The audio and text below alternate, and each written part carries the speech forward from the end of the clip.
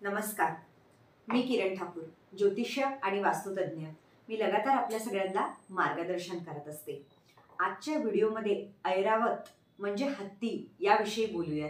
आपल्या सगळ्यांनाच माहिती आहे ना की जेव्हा समुद्र मंथन झालंय विष्णू भगवानांच्या पाठीवरती, म्हणजे त्यांनी कच्छपचा अवतार घेतला होता, तेव्हा राक्षस आणि देव यांनी मिळून समुद्र मंथन केलं होतं आणि त्या समुद्र मंथनामधनं ऐरावत सुद्धा निघाले होते, म्हणजे हत्ती. यांना गजलक्ष्मी सुद्धा म्हटलं जातं आणि इंद्र भगवानांचे वाहन आहे. आपण म्हणतो ना की इंद्र भगवान पूर्ण स्वर्गाचा राजा आहे आणि खूप सुंदर त्यांची लाईफस्टाईल आहे. आपण म्हणतो ना, मला स्वर्गात जायचंय, मला नरकात नाही जायचंय. स्वर्गामध्ये काय असते, जसं आपण पार्टी करतो ना त्या प्रकारे स्वर्गामध्ये पार्टी होत असतं.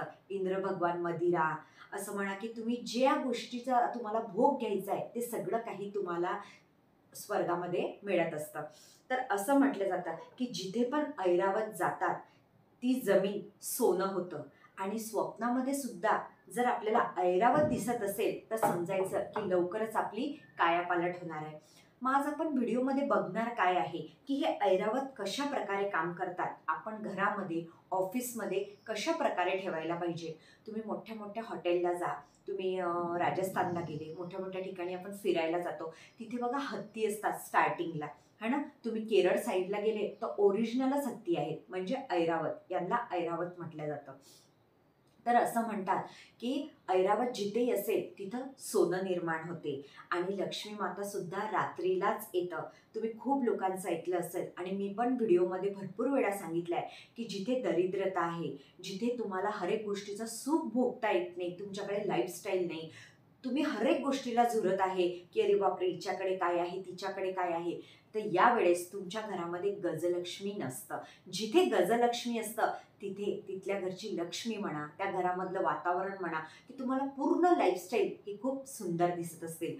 जर तुमच्यावर खूप दरिद्रता आहे, तुमच्या घरामध्ये गजकेसरी योग बनत नाहीये, गजलक्ष्मी नाहीये, तर काय करायला पाहिजे.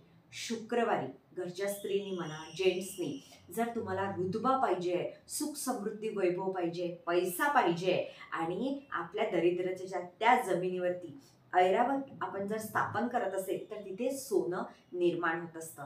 शुक्रवार दिवशी रोज सकाळी उठल्यानंतर आपल्या देवघरामध्ये लाल आसनावरती बसायचं, तुपाचा दिवा लावायचा आणि आपल्या देवघरामध्ये छोटेसे असे ऐरावत घेऊन या.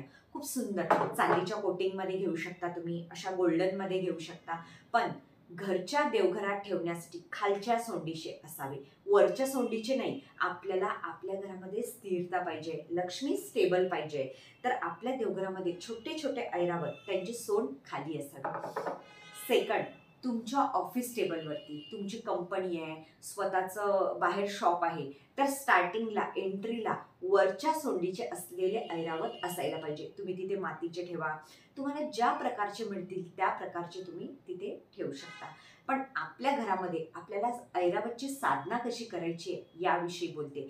कारण जिथे ऐरावत येतात तिथे दरिद्रता दूर जाते, तुम्हाला मान सन्मान तर मिळतो, पण तुमच्या घरात लक्ष्मीचं आगमन होतं. मग आपल्याला शुक्रवार दिवशीच करायचं आहे आणि किती शुक्रवार लगातार करा. आपल्याला लगातार सगळ्या गोष्टीचा अनुभव पण पाहिजे आणि आपल्याला लक्ष्मी सुद्धा पाहिजे.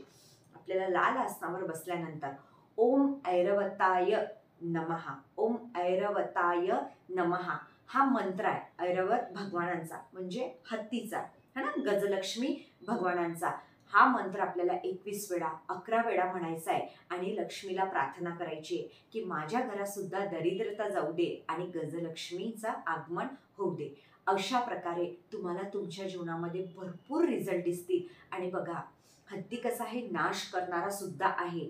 जेव्हा समुद्र मंथनामधनं ऐरावत भगवान निघाले होते तर लक्ष्मी सोबत जेव्हा ते आले तर सुख समृद्धी घेऊन आले, पण जेव्हा ते राक्षसांकडे त्यांनी बघितलं तर त्यांच्या पायांनी त्यांनी वध केलेला आहे. आपण म्हणतो ना, कोणीतरी पाप केलं आणि अचानक त्याच्यावरती हत्तीचा पाय पडला, त्याचा वध झाला, म्हणजे तिथं मोह माया आणि ज्याच्यामध्ये अहमपणा असतो त्याचा वध करतात आणि इंद्र भगवानाच्या दरबारात ऐरावत राज्य करतात.